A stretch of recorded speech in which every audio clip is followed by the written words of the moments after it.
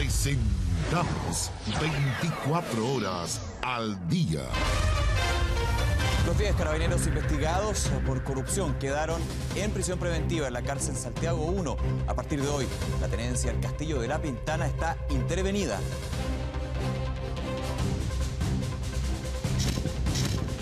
Y en todo el país comenzaron actividades 18eras. Abrieron fondas ecológicas que no usan carbón ni leña en sus parrillas. Y el circo irrumpe en varias comunas en el marco de su Día Nacional.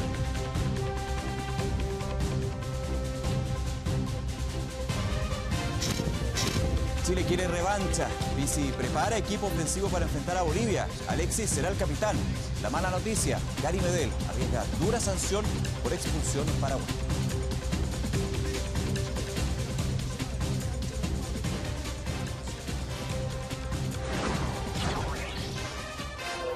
¿Cómo les va? Muy buenas tardes. Comenzamos una nueva revisión de las noticias.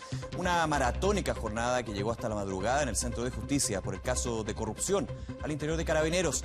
Finalmente la justicia, luego de 14 horas, decidió que los 10, ahora ex uniformados, y los 3 civiles quedarán en prisión preventiva. Mientras, ya se ordenó que se revisen todos los procedimientos al interior de la tenencia El Castillo de la Pintana. Lorena Concha nos cuenta más detalles. Lorena, ¿qué tal? Buenas tardes. Hola, buenas tardes. ¿Cómo están ustedes? Fíjate que fueron formalizados estos 10 carabineros y 3 civiles, estas 13 personas por delitos de tráfico, de robo con intimidación, de cohecho, de obstrucción a la justicia y también de hacer apremios ilegítimos. Todo eso luego que vecinos y también víctimas de la tenencia El Castillo en La Pintana denunciaran que habían sido víctimas de abuso por parte de este grupo de carabineros que durante mucho tiempo perteneció a esta unidad del país y que después fueron redestinados a otras comisarías. Hasta hace 2 meses ellos todos conformaban parte de esta tenencia del Castillo y después fueron redestinados. Una jornada maratónica, ya lo decías tú, 14 horas donde fueron formalizados por estos diversos delitos en una audiencia donde hay que decir hubo prohibiciones para los medios de comunicación, entre ellos dar los nombres de los imputados y tampoco se pueden mostrar los rostros de ellos, esto porque la defensa aseguró de que había riesgo para las familias de estos carabineros en caso que se diera a conocer sus identidades, y también se dieran a conocer sus nombres. Finalmente, a eso de las 12 de la madrugada, la justicia finalmente tomó una decisión. La Fiscalía ya había pedido en horas de la tarde la prisión preventiva para todos ellos y finalmente eso se concedió. Ya se los decía, a eso de las 2 de la madrugada. Fueron formalizados en total por 16 hechos. En 13 de ellos hay carabineros involucrados según lo que estima el Ministerio Público y esa fue una de las causales entonces por qué ellos fueron dejados recluidos en la cárcel Santiago 1, algo que llamó la atención y que cuestionó también la defensa era este penal donde fueron trasladados, porque ellos decían que obviamente al ser carabineros, ahora ex carabineros, ellos corrían un riesgo mayor y por eso es que se pedía que fueran trasladados a otra unidad penal. Sin embargo, la justicia determinó que ellos contaran con una protección dentro de Santiago 1 para no ser víctimas de otros internos, pero finalmente fueron trasladados hasta esta cárcel. Quiero que pasemos a revisar tanto lo que comentó la Fiscalía como también la parte defensora respecto a esta prisión preventiva con la que, por supuesto, los abogados de estos ex carabineros no quedaron conformes. Escuchemos. Sí existía, en todo caso, grandes niveles de organización y que decían relación con cómo reclutar, en este caso, a los traficantes para efectos de que los transformaran en sus informantes por un lado, pero por otro lado también realizaran actividades ilícitas con ellos, transformándolos en informantes no con la finalidad de beneficiar la persecución penal, sino que con la finalidad de beneficiarse económicamente ellos mismos. Sí, cuestionamos la participación de nuestros representados, o al menos la calificación jurídica respecto de los delitos de robo con intimidación. Además, todos nuestros representados, exfuncionarios públicos, tenían irreprochable conducta anterior, por lo tanto estimamos que habían otras medidas cautelares de menor intensidad que la prisión preventiva que podían haber sido decretadas por el tribunal. Bueno, como ya les mencionaba, en prisión preventiva todos estos carabineros y también los civiles, y hay que decir que la unidad fue intervenida en las últimas horas. Digo, eso quiere decir que toda esta tenencia, el castillo, va a estar vigilada por Dipolcar y también por los generales de la zona. Lo que van a hacer es revisar cada uno de los procedimientos. Quiero que pasemos a revisar, y entiendo que los estamos revisando, otro procedimiento policial que tiene que ver con chicureo. Esto luego que delincuentes ingresaron hasta una tienda de lujo. Hablamos de lujo porque venden entre otras marcas Hugo Boss y Armani. Ingresaron cuando se encontraba cerrada. Estos delincuentes forzaron las puertas de acceso y finalmente lograron sustraer alrededor de 30 millones de pesos con prendas de vestir. Lo que ustedes están viendo en imágenes es la persecución que se produjo luego que los mismos vecinos comenzaran a apedrear a estos ladrones para evitar que concretaran su robo, y eso alertó por supuesto también a Carabineros, porque estos delincuentes incluso dispararon al aire. Se produce una persecución por la autopista y finalmente Carabineros dio con el paradero de uno de ellos, y posteriormente con los otros delincuentes finalmente se logró detener a 4 sujetos que habrían perpetrado entonces este hecho delictual en Chicureo, y que por supuesto fueron los vecinos los que permitieron de alguna forma alertar a la policía y de esa forma terminar frustrando este robo de 30 millones de pesos. Estamos hablando de 98 prendas de alto costo, todas de marcas importantes. Quiero que pasemos a revisar también otros acontecimientos que se realizaron principalmente durante la tarde-noche y tienen que ver con un carabinero que resultó herido, un carabinero de un sargento de Aysén que había venido a Santiago justamente a comprarse un automóvil. Había venido con su familia, con sus hijos, y finalmente cuando llega a un servicentro ubicado en calle Brasil con Balmaceda, él es interceptado por 2 delincuentes quienes intentan robarle este vehículo. Ya se los decía, lo había comprado pocas horas antes. Cuando estos sujetos, estos delincuentes, se le acercan para intentar robarle el automóvil e intenta extraer su armamento de servicio que portaba para poder frustrar el robo. Sin embargo, estos ladrones se percatan de la situación, comienza un forcejeo, finalmente le disparan, provocándole una herida en su muslo y también una bala que ingresó a esta camioneta recién comprada. Quiero que pasemos a revisar lo que dijo Carabineros, que fue alertado de este hecho. Sin embargo, y a pesar de que unos detenidos en primera instancia tuvieron que quedar en libertad porque no habrían tenido nada que ver en este hecho. Escuchemos.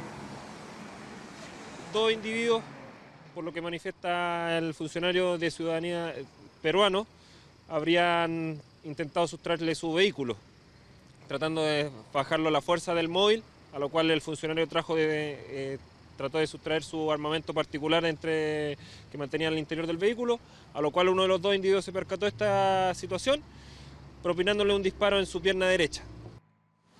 Bueno, y también otra noticia que también tiene que ver con un servicentro, pero esta vez en la comuna de Cerrillo, donde llegó un grupo de delincuentes con el fin de robar el cajero automático que hay en su interior. Es un servicentro que hace poco tiempo fue inaugurado, que se encuentra a un costado del mall de la comuna de Cerrillo, y hasta donde llegan estos sujetos con el método de la saturación del gas hacen explosar este dispensador. Sin embargo, no logran extraer las bandejas. Esto porque dice Carabineros que este dispensador contaba con medidas de seguridad que hicieron imposible entonces la acción de estos delincuentes. Para escapar, como ya se ha visto en otras oportunidades, lanzaron miguelitos para evitar una persecución policial, pero eso sí, intimidaron y amenazaron a los dependientes y a los clientes que había en el lugar. Escuchemos lo que comentó Carabineros. Alrededor de las 12 de la noche llegó un grupo de 6 sujetos a bordo de un station wagon con las intenciones de robar el cajero automático que se encuentra en el Servicentro Copeco, ubicado en Camino Lonquén. Estos individuos procedieron a intimidar a las personas que trabajan en el lugar y a instalar estos métodos de saturación por gas. Pero este lugar hicieron explotar este dispensador de dinero. A raíz de ello, no logrando su cometido, ya que cuentan con algunas medidas de seguridad. Medidas de seguridad finalmente que resultaron esenciales para que los delincuentes no pudiesen robar este cajero automático en un delito que últimamente hemos visto que ha vuelto por lo menos a nuestra capital. Perfecto, Lorena Concha, muchas gracias por este despacho, que esté muy bien. Igual, buenas tardes. Buenas tardes. Y en otro tema, la muerte de 3 hermanos en el lago Budi deja al descubierto las condiciones extremas que viven muchos compatriotas en esta zona de la Araucanía. Deben navegar sin las condiciones mínimas de seguridad para llegar a sus destinos. En esta ocasión, su bote a remo no resistió el fuerte oleaje y naufragó.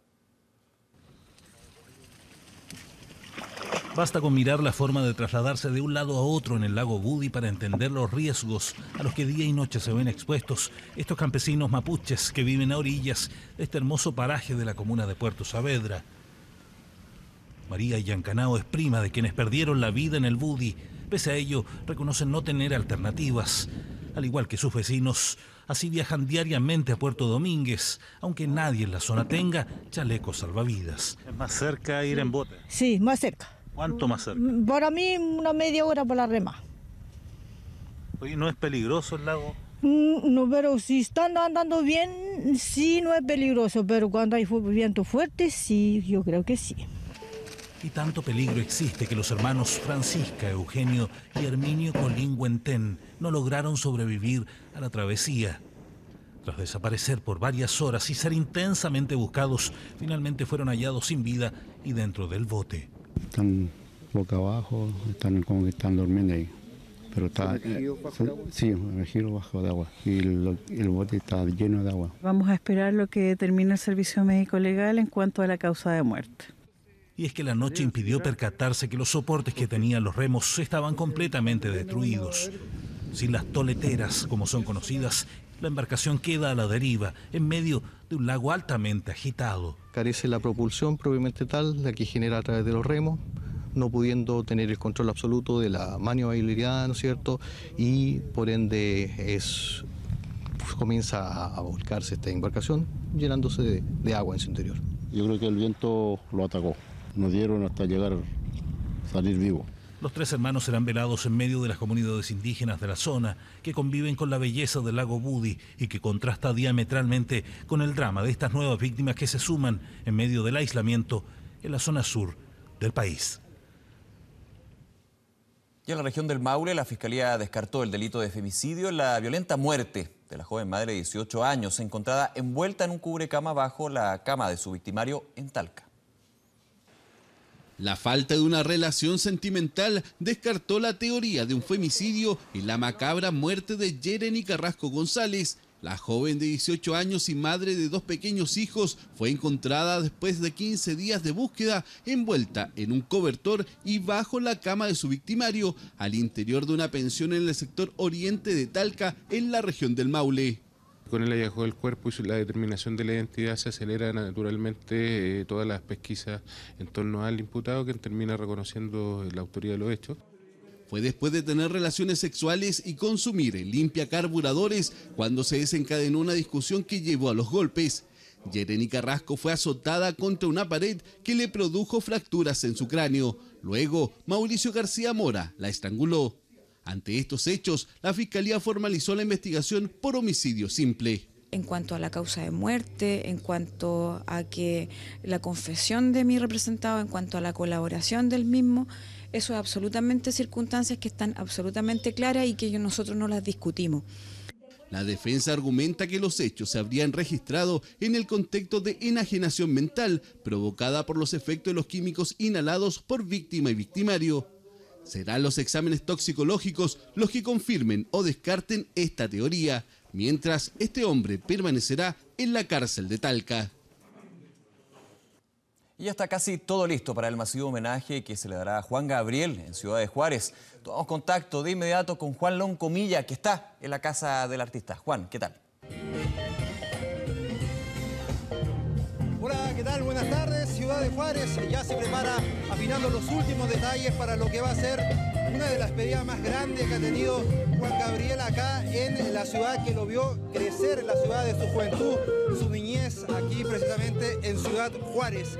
Lo que ustedes están viendo es el escenario que se ha dispuesto por parte de las autoridades locales para brindar entonces este homenaje que va a comenzar a las 5 de la hora local, 8 de la noche en Chile, cuando lleguen las cenizas del artista precisamente a la casa de Juan Gabriel, aquí emplazada en avenida 16 de septiembre a las 8 horas local, 11 de la noche en Chile. Se va a dar inicio a esta misa que se va a realizar aquí afuera.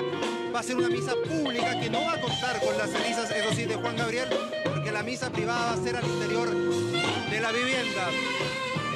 Durante toda la noche comenzó a llegar la gente a celebrar, a reunirse precisamente en avenida 16 de septiembre, y ahora ya en la mañana hay menos gente, pero hay que recordar que la mayoría vive muy cerca de este sector, así que han ido a tomar fuerza a sus casas para ya ir llegando en el transcurso del día. Durante la jornada ayer estuvimos reporteando la historia del Noa Noa. ¿Sabe usted lo que significa el Noa Noa? Pues bien, es toda una historia que hay detrás, es uno de los mayores éxitos del Divo de Juárez. Una nota que pasamos a revisar a continuación. Vamos a Noa Noa, Noa Noa, Noa Noa, Noa Noa. Era barrio, se nos acaba la castidad.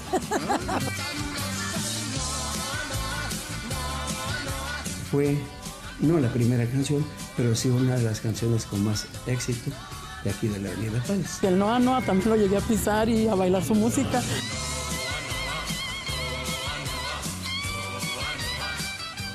Cada rincón de Avenida Juárez recuerda la juventud de Alberto Aguilera Valadez. Por allá en los años 60, Juan Gabriel vivió la época dorada de esta avenida emplazada a solo 3 cuadras de la frontera con Estados Unidos.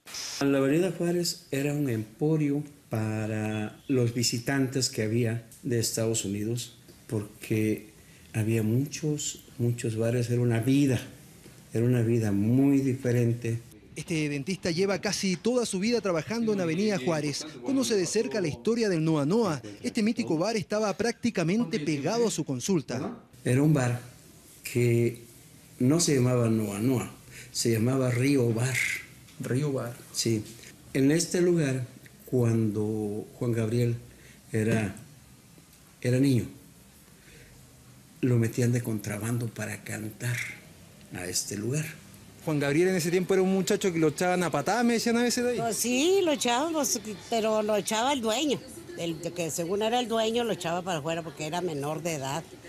Y cuando es un menor de edad una persona, un joven, pues a ellos les dan una multa. A su edad sí, lo multan. Por eso lo echaban para afuera. La mayoría de los más antiguos en Avenida Juárez saben de la historia de Juan Gabriel y el Noa Noa. Es el caso de Gloria. Esta locataria lleva 56 años trabajando aquí. Pues era un salón de baile familiar, más bien, ¿verdad? Tenía su entrada y de este lado para el lado derecho tenía el bar. De amor y odio, la historia de Juan Gabriel con el Noa Noa. Las versiones son muchas, desde prostitución hasta contrabando. Lo cierto es que finalmente terminó debutando en este bar en 1966, bajo el apodo de Adán Luna. Cuando la anécdota que él mismo narraba es que de repente iba a salir en la televisión y le dijeron ¿cómo te llamas? Y dijo Adán, y dijo, ¿Adán qué? Pues Adán Luna, y así empezó, pero fue en el canal 5 local de televisión de aquí de Ciudad Juárez. Y después, claro, no le fue tan bien y cambió su nombre a... Así es, ya después decidió hacerle un homenaje a su gran maestro, que era el profesor Juan, y a su padre, que se llamaba Gabriel Aguilera. Un bar que vio crecer artísticamente al Juanga, un bar que en 1994 sufrió un incendio y en el 2007 fue demolido para dar paso a este estacionamiento, hoy lleno de flores y homenajes al Divo de Juárez. Reconstruir el Noa Noa, no exactamente en el lugar donde estaba, pero sí volver a abrir el Noa Noa porque para él significaba mucho ese lugar. Fue el lugar donde empezó y era muy significativo para su carrera, para él como persona. Un sueño que no alcanzó a realizar tras su partida, un bar que marcó la vida artística de Juan Gabriel y que lo llevó a componer uno de sus mayores éxitos, el Noa Noa.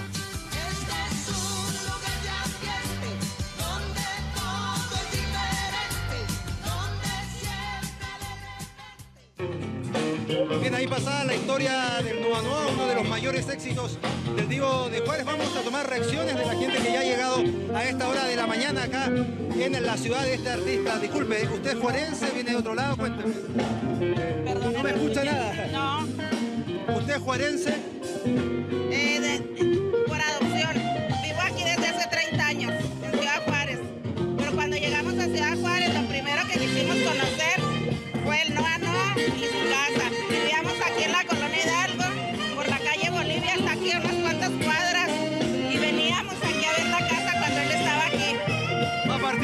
durante esta jornada? Sí, vamos a estar aquí. Ahorita venimos en la mañana antes de que se llene de gente y en la noche esperamos venir otra vez a las 6 de la tarde. ¿Es su amiga? Es mi mamá, fan de Juan Gabriel también. ¿Fanática de Juan Gabriel? Juan Gabriel era de mi misma edad y lo va a extrañar mucho. Era mi ídolo. No, pues lo extraño mucho, lo queríamos mucho. Tengo la mayoría de sus discos los tengo yo. Y no, pues era una gente de Ciudad Juárez que lo queremos, lo vamos a extrañar, lo estamos extrañando ya. Y pues sí, pues ojalá que lo podamos ver ahorita que lo traiga. Por eso andamos viendo aquí. ¿Un merecido reconocimiento? Un merecido reconocimiento de todos los juarenses para Juan Gabriel. Gracias. Muy amable. Bueno, la verdad es que la música está muy fuerte, cuesta mucho de escuchar. Bueno, nosotros nos vamos a despedir y vamos a reportear durante toda esta jornada para tener un completísimo informe en nuestra edición central de 24 horas. Que tengan todos ustedes muy buenas tardes. Perfecto, Juan. Muchísimas gracias. Que te vaya bien. Llegar de Cerrillos a Providencia en 19 minutos, disminuyendo el trayecto a más de la mitad, es lo que se va a lograr con la nueva línea del metro, la línea 6. Hoy se puso en movimiento el primer tren y desde Ñuñoa nos amplía esta información Laura Padilla. Laura, ¿qué tal? Ustedes, claro, primer recorrido de este tren de la línea 6, sexto en el tramo entre la estación Estadio Nacional hasta Inés de Suárez. Hoy tomó algunos minutos, un recorrido que obviamente se hizo más lento de lo habitual, ya que era la primera prueba. Ahí estuvieron las autoridades, el ministro de Transporte, como ustedes pueden ver en imágenes, ese es el interior de los vagones, asientos que son un poco más anchos para generar mayor comodidad a los pasajeros. Un tren que además les cuento, tiene pilotaje automático, es decir, no está el conductor que nosotros vemos habitualmente en la red de metro, sino que es totalmente controlado de forma automática. ¿Por qué? Porque están estas puertas en los andenes, ¿cierto?, que permiten facilitar la conducción del tren. Es por eso que no se habilita pilotaje automático en las otras líneas, como sí va a estar disponible en los tramos de la línea 3 y la línea 6. Lo decías, algo que va a beneficiar a cerca de 122.000 pasajeros de metro,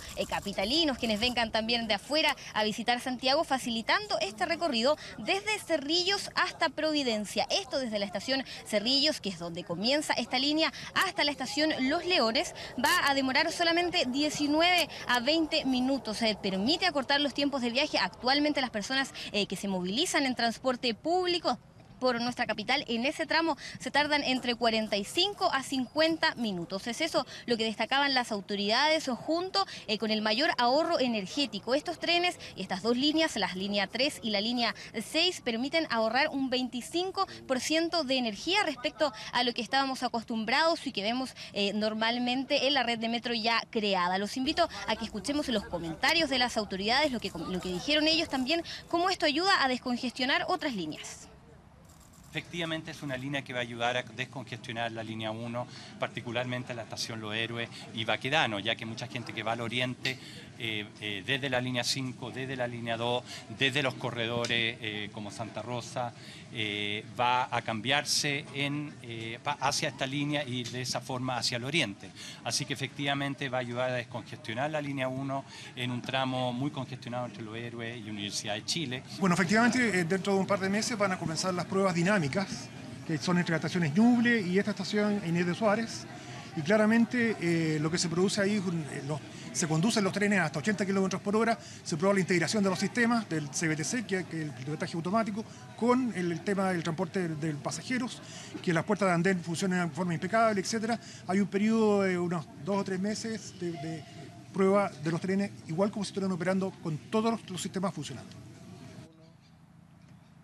Bien, escuchábamos entonces las palabras de las autoridades, tanto del presidente de Metro como del ministro de Transporte, luego de este recorrido. Recordemos, comenzó en Ñuñoa, en Estadio Nacional, pasa por Ñuble, que es la estación donde va a conectar con línea 3, y luego finalmente terminó este recorrido en Inés de Suárez, en Providencia, donde nos encontramos ahora. Ustedes pueden ver el estado actual de esta estación. No es de las que están más avanzadas, como sí es Estadio Nacional y también la estación Lo Valledor. Estas tienen un 75% de avance. Es ahí donde la obra gruesa está casi lista y falta entonces terminar los últimos detalles de estas estaciones. Lo dijeron las autoridades, se espera que esté operativo dentro del segundo semestre del 2017. Por eso ya dentro de unos 2 a 3 meses comenzaríamos a ver estos metros, estos trenes haciendo la marcha blanca durante las estaciones, probando todos los sistemas de seguridad para los pasajeros también dentro de los carros. Recordemos que estos vagones tienen cámaras de seguridad habilitadas para los pasajeros, entonces para darles una mayor tranquilidad. Estaremos atentos entonces a lo que ocurre, ampliando los detalles también en nuestra edición central. De todas maneras, Laura Padilla, muchas gracias por este informe. Que esté muy bien. Buenas tardes. Buenas tardes. Cambiamos completamente de tema. El Bosque de Caradima fue una de las películas más exitosas de 2015, no solo por la gran cantidad de gente que llegó a los cines chilenos, sino que también por el impacto que generó el film inspirado en la historia del sacerdote Fernando Caradima. Un trabajo que, eso sí, tuvo múltiples dificultades y desafíos que les mostramos en este nuevo capítulo del Oficio del Cine.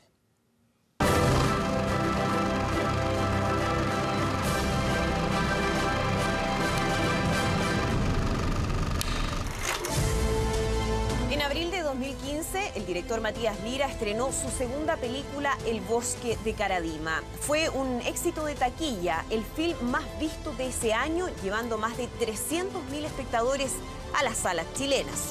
Aquí comenzamos a revisar su historia.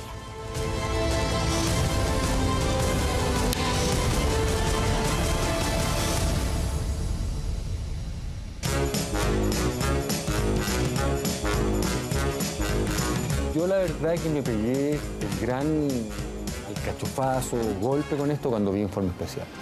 La Iglesia Católica está investigando denuncias por abuso sexual en contra del sacerdote Fernando Caradima. Escenas lascivas y dolor que se prolongan por 20 años. Porque se combinaba el abuso de poder con el dolor humano y con algo que yo considero que es muy importante, que es la religión. Yo, de hecho, estaba haciendo otra película. Inmediatamente lo paré, la productora, que además es mi señora, nos metimos de frentón en este proyecto. Y yo creo que fue esa intensidad tan fuerte lo que nos permitió llegar a puerto, en el fondo. Y es muy increíble porque uno se empieza a dar cuenta de muchas cosas. En el nombre del Padre, del Hijo, del Espíritu Santo. Y nos fuimos con todo a investigar, que es muy interesante. ¿Cuánto fue ese proceso? ¿Cuánto duró? Por lo menos un año. ¿Un año de investigación? Sí. Sí, nos convertimos como en fiscales.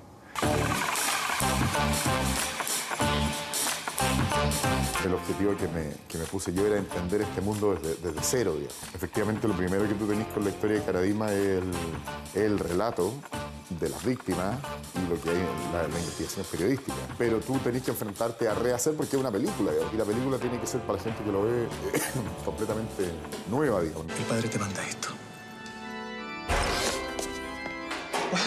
Yo no siempre me veo, pero siempre estoy. Lo interesante, lo que a mí me interesaba era entrar al mundo del bosque y ver ese punto de vista, entenderlo. Pues, si un mundo hay que entenderlo y todo el mundo tiene su razón.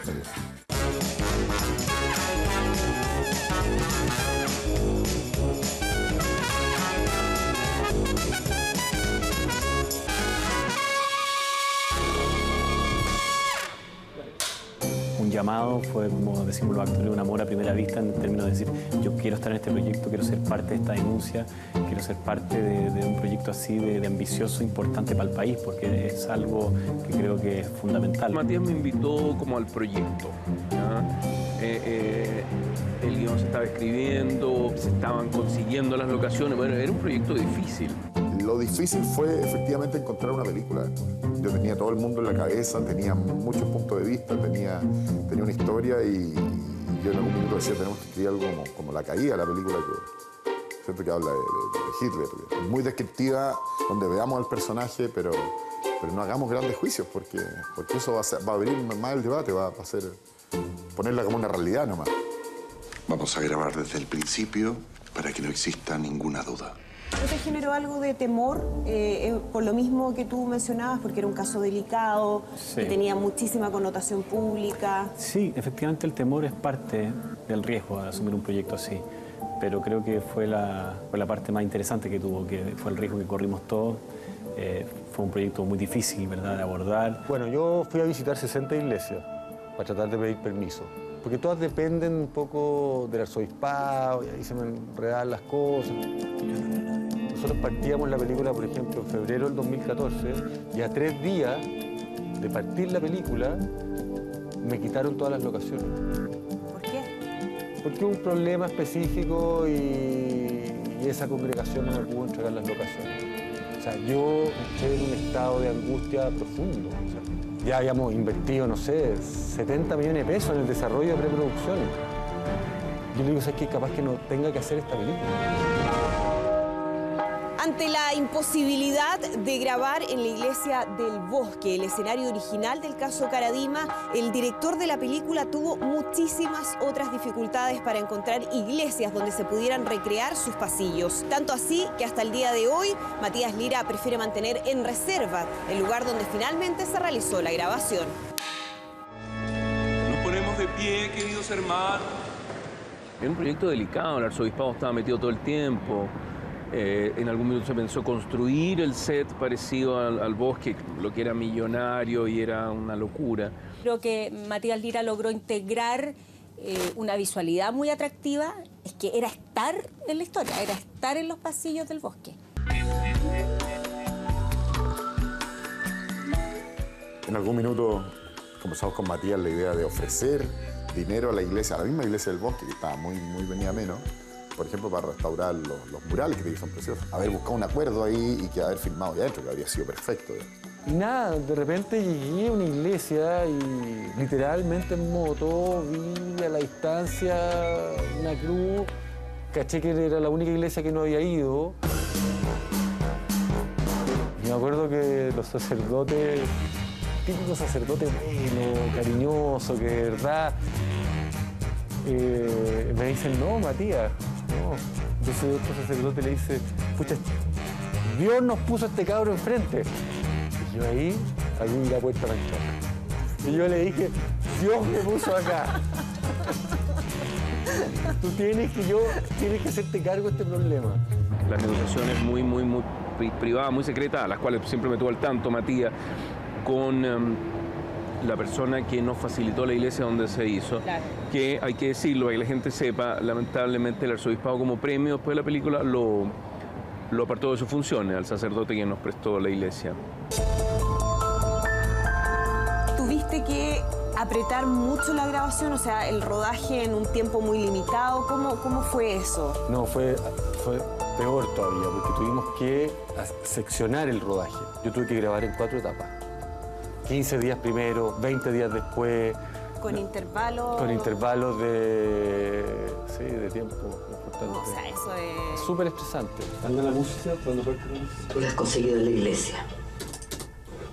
Tú no te puedes desconectar, eso es bien cansador, porque de una u otra manera, como actor tú estás conectado, no sueltas, sigues trabajando el texto, sigues pensando en el texto. Estaba grabando Sitiados para este canal y para Fox, una serie ambientada en 1590, caracterizado con barba, con pelos largos, era como un Jack Sparrow, y pasarme a esto otro, pero bueno, fue porque se juntaron las fechas y fue muy demandante, súper exigente, pero bueno, resultó. Tú te vas sin contarle que estás allí. Le dices que cometiste un pecado de pureza. Y bueno, y Luis Ñeco es un animal. Ver al padre Fernando Caradima interpretado por Luis Ñeco me pareció impresionante. Porque aquí había que hacer un personaje. Y Luis captó muy bien esta esencia de que el personaje que íbamos a hacer no podía ser este abusador violento desde una primera instancia, sino que es progresivo. El abusador es un lobo, hasta un lobo cariñoso. ¿Entiendes? Muy seductor. Totalmente seductor. Jamás Nunca más vas a estar solo. Nunca más. Pues ya llegaste a tu casa. Esta es tu casa. La dificultad de hacer este tipo de personajes es que son personajes polémicos, que están vivos, ¿me entiendes? Y que las personas los conocen. Si tú haces un personaje de ficción absoluta, es una invención. Ahora, el problema, y esto es lo que no entiende el público en general en Chile, o cuesta que entiendan, es que el personaje que yo hice no es Karadima, es una ficción. ¿Por qué? Porque lo hice yo, pero yo no soy Karadima, tan sencillo como eso. Traidores, hijos del diablo, eso es lo que son. Malagradecidos, aprovechadores, Yo nunca pretendo parecerme o ser un calco de alguien. No, eso es pasar por una angustia. En el Vaticano lo estiman mucho. ¿Y sabes por qué? ¿Sabes por qué? Porque gracias a él la Iglesia Católica no está llena de curas comunistas. Yo tuve la suerte de trabajar con la Gloria Muchmayer, con Marcial Tagle, con Benjamín Vicuña. O sea, la entrega de Benjamín... ¿Eso me quiere decir? No. Lo que le quiero decir es lo que yo, como un niño ahí, a los 17 años, trataba de explicar para justificar algo que no tenía explicación coherente. O sea, como ser humano, cómo estudia, cómo se entrega, la verdad que tiene Benjamín. Creo que fue un trabajo de muchos matices, un trabajo también muy sutil, muy fino, y por lo mismo creo que tuvo el impacto que tuvo y el éxito también, porque no se hizo una caricatura, ni se habló del vengador, ni se habló del bueno y el malo, sino que se planteó un problema real, complejo, difícil de entender muchas veces.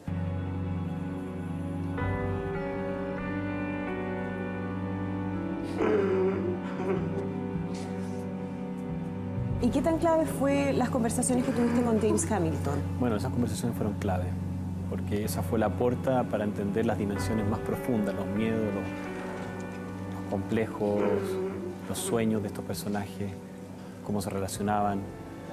Y sobre todo hablo de miedo porque son personajes que les costó mucho salir a decir su verdad. Dios nuestro Señor te quiere. Yo te quiero. Toda nuestra vida junta ha estado contaminada por Él. Nada es real. ¿Por qué tú? ¿Por qué tú? ¿Por qué? Fue muy lindo el resultado cuando esta película se estrenó. Cuántas víctimas que han tenido que vivir con la impotencia de la injusticia. Y esta película, de alguna manera, hizo justicia. Me sigue sorprendiendo la reacción de la gente en la calle que se me acercan a contarme cosas. Hombres grandes, en el semáforo. Me han parado muy angustiados y me han comenzado a contar sus oscuros episodios que han tenido con algún cura que ha abusado de ellos. Pasaba a ser una especie de embajador de un mensaje. Y efectivamente recibí, no solo por redes sociales, sino que también cara a cara, personas que decían, ¿sabes qué? A mí me pasó hace 15 años, viví un abuso, y te pone en un lugar súper difícil.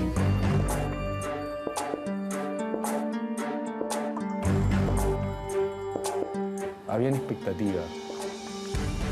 Y yo tenía expectativas con mucha gente y espero haberlas cumplido de alguna manera. No quería dañar a la Iglesia de ninguna manera. No quería dañar a las víctimas, no quería exponer sus casos. Por eso tengo tanta admiración por ellos, ¿me entiendes? Porque ellos cambiaron a nuestra sociedad. O sea, y si eso no se les reconoce, o sea, para mí son gallos que...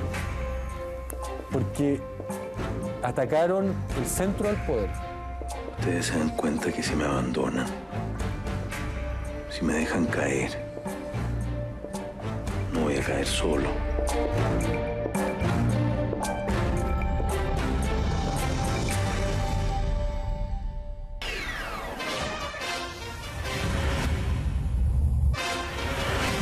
El anuncio del expresidente Ricardo Lagos sigue generando reacciones en el mundo político. En la sede de la UDI, donde a esta hora se realiza el Consejo Directivo Ampliado, se encuentra la periodista Javiera Saco, con quien tomamos contacto. Javiera, ¿qué tal? Hola Nicolás, muy buenas tardes. Como tú muy bien decías, se está realizando en estos instantes el Consejo Directivo Ampliado de la UDI, lugar hasta el que han llegado principales figuras de este partido, acompañados de varios candidatos a alcaldes que van a las elecciones este año a fines de este año. ¿Por qué? Porque el tema principal que han estado hablando durante toda la mañana ha sido el tema de las elecciones municipales, porque por supuesto para ellos es de suma importancia conseguir la mayor cantidad de alcaldes electos en estas elecciones de octubre. Pero el tema que definitivamente ha marcado la jornada ha sido el anuncio que hizo el día de ayer el expresidente Ricardo Lagos de que está disponible para una posible candidatura de la nueva mayoría. Sobre este mismo tema hablamos con el presidente de la UDI, precisamente Hernán Larraín. Escuchemos qué fue lo que él nos dijo. Hay una enorme preocupación por el grado de deterioro del país.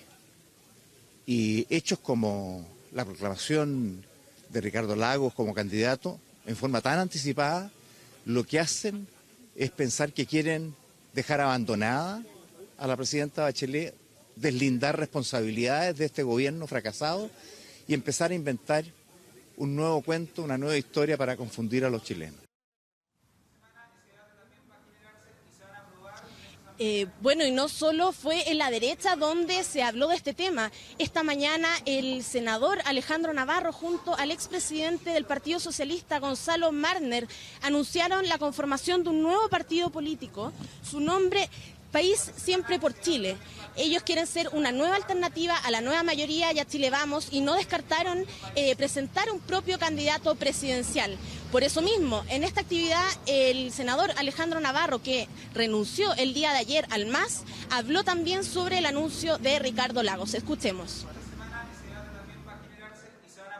Dice que se adelanta la carrera porque se quiere dar gobernabilidad, se quiere dar estabilidad. Y el presidente Lagos, desde hace mucho rato, venía en una reflexión política que hoy día ha adelantado. Tal vez la CEP haya sido un detonante para aquello. Lo concreto de lo que hemos dicho es que podemos compartir el diagnóstico del presidente Lagos, pero claramente no compartimos su propuesta. Pero el que no quiso referirse a este tema es precisamente el expresidente Sebastián Piñera, uno que suena como el principal posible candidato de Chile Vamos a las elecciones presidenciales del 2017, pero que no quiso responder ya que se encontraba de paseo con uno de sus nietos. Escuchemos de todos modos qué fue lo que él dijo. Presidente, ¿qué le parecieron las declaraciones de Andrónico Lucas hoy día en la tercera? Mire, vengo con todos mis nietos. A cargo de todos ellos no me puedo distraer un segundo. Hola, hola, ¿cómo estás? Bueno, nosotros nos vamos a mantener acá en la sede de la UDI, donde en estos instantes se están discutiendo sobre el tema presidencial, aunque según ellos dicen no van a referirse a algún nombre o algún posible candidato, sino que a la idea de tener sí o sí un candidato de la UDI en esas elecciones. Nicolás. Las reacciones entonces ante el anuncio del expresidente Ricardo Lagos y su disponibilidad para una candidatura. Javiera, muchísimas gracias, que esté muy bien. Y a esta hora se sigue desarrollando la Junta Nacional de la Democracia Cristiana en Punta de Tralca, que tiene como ejes la próxima elección municipal y la que parece una anticipada carrera presidencial. Ahí está Gislaine Garante con los detalles. Gislaine, ¿qué tal?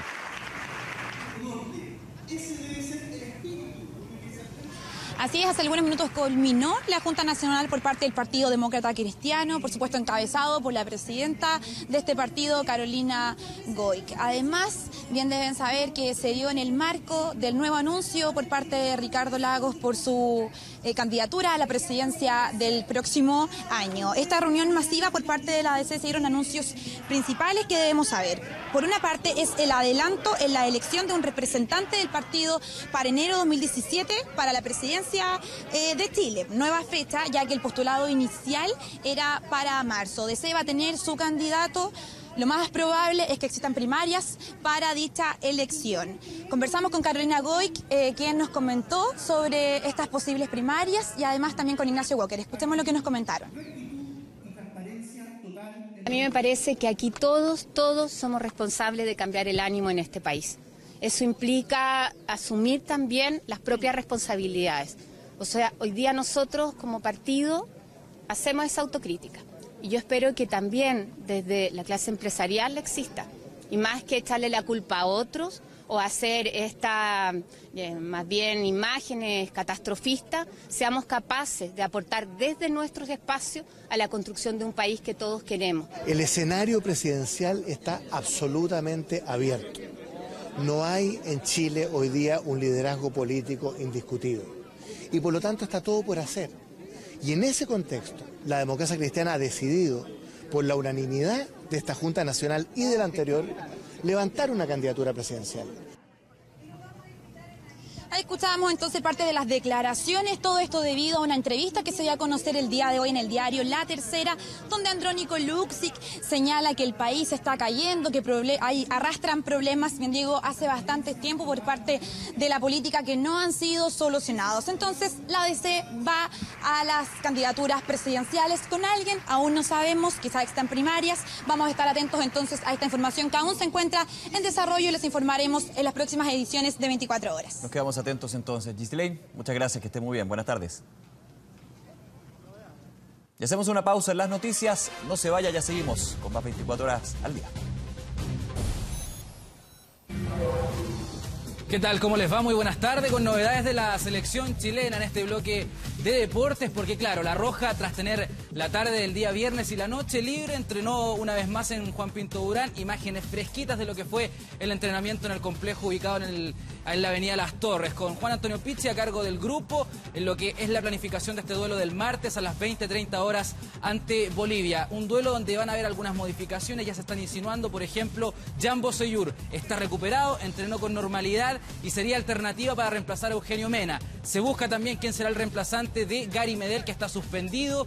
Eric Pulgar, junto a Francisco Silva y Cristian Vilches, pelearán hasta último minuto esa opción. Vamos a escuchar precisamente declaraciones de los seleccionados a continuación de lo que ha sido la designación de Alexis Sánchez, porque será el capitán de la selección en su duelo número 103 por la selección chilena, el delantero del Arsenal.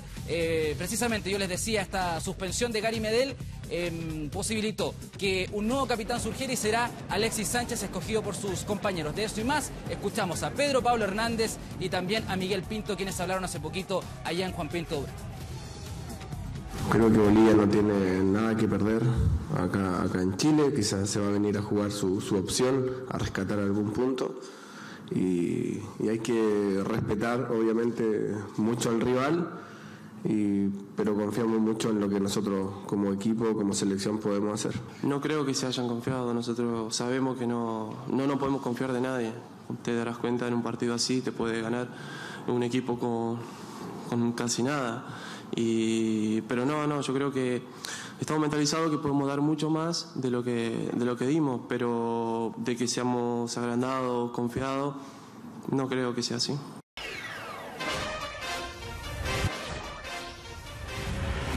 Llegamos al final de las noticias. Como siempre, muchas gracias por acompañarnos y siga en la sintonía de TVN. Que esté muy bien. Buenas tardes.